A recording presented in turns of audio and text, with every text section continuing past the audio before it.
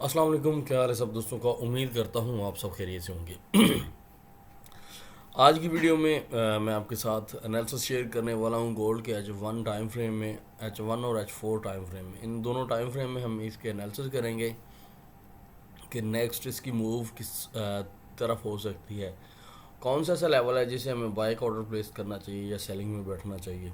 Detail के साथ बात करेंगे। उससे पहले अगर आप ओक्टा FX ब्रोकर में ट्रेडिंग अकाउंट ओपन करना चाहते हैं तो वीडियो की डिस्क्रिप्शन में फर्स्ट वाले लिंक को प्रेस करके आप न्यू अकाउंट ओपन कर सकते हैं। कुछ और लिंक भी पड़े हैं, आप उनको भी चेक कर सकते हैं, कुछ और ब्रोकर के जो कि रेगुलेटेड ब्रोकर है। ठीक है। और अगर आपको फॉरेक्स ट्रेडिंग के हवाले से कोई भी इन्फॉर्मेशन की ज़रूरत है तो आप मुझसे डायरेक्टली रब्ता कर सकते हैं, मेरी टीम से रब्ता कर सकते हैं। नीचे वो भी डिस्क्रिप्शन में हमने नंबर और कॉन्टैक्ट वगैरह सब कुछ रखा हुआ है, वहाँ से रब्ता कर सकते हैं।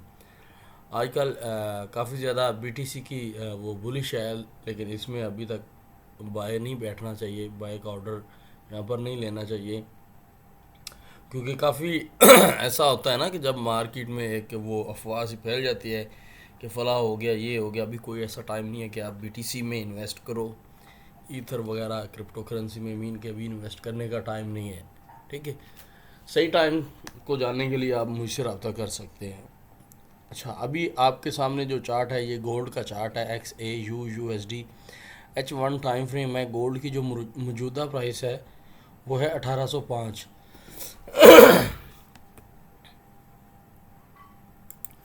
1805 इसकी मौजूदा प्राइस है। तो हमने इसका ज़रा मैंने कुछ चार्ट पे ना ट्रेंड लाइन ड्रा की हुई है। एक ये आप चेक करें, H4 में मैंने ट्रेंड लाइन ड्रा की हुई है, और एक जो ड्रा की हुई है वो H1 में ड्रा की हुई है। ठीक है, ये वाली। ठीक है। तो अभी जो लेवल्स मैंने सबसे पहले तो मैं आपको लेवल बता देता हूँ, आप वो लेवल अपने चार्ट पे ड्रा कर लें। ठीक है।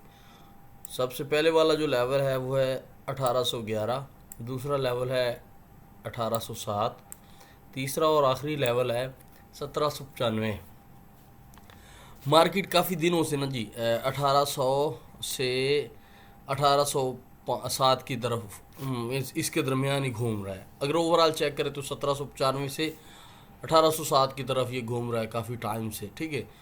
तो हमने बिल्कुल ये स्काल्पिंग के लिए बड़ा बेहतरीन मौका है, यहाँ पर आप स्काल्पिंग कर सकते हैं। लेकिन अनकरीब ही ये एक दो, बल्कि आज ही ये मूव करेगा ऊपर, हो सकता है कि ये क्रॉस कर जाए 1811 को। अगर 1811 को ये ब्रेक करता है ना तो फिर इसका चांसेस ज़्यादा है कि ये 1825 से 30 की तरफ जा सकता है। ये लेवल आपने जो ड्रा कर लिए, अगर मार्केट H1 में क्लोजिंग कर देती है ना जी 1811 की तरफ, ठीक है, उसके बाद फिर काफ़ी ज़्यादा आप रीटेस्ट पे ट्रेड लें। ठीक है, क्लोज करे और इस ट्रेंड लाइन को रीटेस्ट लाजमी करेगा। यहाँ पर 1811-12 से ट्रेड मिले तो 1825 से 30 की तरफ आप ट्रेड ले सकते हैं। ठीक है। 1825 से 30 की तरफ स्टॉप लॉस जो होगा वो आपका 1800 वाला लेवल होगा। 1800 वाला लेवल स्टॉप लॉस का लगा के 25 से 30 वाला जो इसका लेवल है, वहाँ पर आप इसको बाय में ऑर्डर प्लेस कर सकते हैं। एक तो मैंने ये बता दिया कि 1812 1811 12 को ब्रेक करते हो तो फिर ये बुलिश हो सकता है, और बुलिश 25 से 1825-30 की तरफ जा सकता है। हमने असल में होता ये है कि हमने जब लेवल ड्रा किए होते हैं, ट्रेंड लाइन ड्रा की होती है, ठीक है, उसमें ये नहीं कंफर्म होता कि अभी गोल्ड ने इस तरफ चले जाना है, अभी गोल्ड ने उस तरफ चले जाना है। नहीं, ये नहीं है। उसमें मौजूदा सिचुएशन के कंडीशन के हिसाब से कि अभी इसने ब्रेक किस लेवल को किया है।